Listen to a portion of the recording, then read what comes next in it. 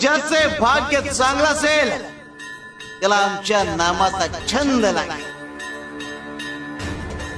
आणि त्याच्या मुखात सतत नाम जप असेल आणि आमच्या नामाची गोडी निर्माण होईल.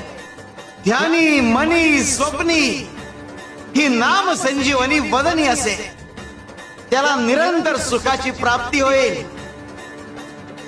तसं मधाचं सेवन करण्यासाठी भ्रमर कमळ फुलात गुंतून पडतो आणि अत्यंत आनंदाने आणि आदराने मधाचा आस्वाद घेतो.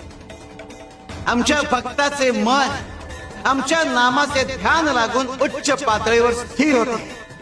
मन नामात एकाग्र होईल. त्याची चंचलता नाहीशी होईल आणि त्याचे उन्मन होईल. अरे नामस्मरण हेच प्रपंच व परमार्थ साधण्याचे साधन आहे. शिवाय शंकर.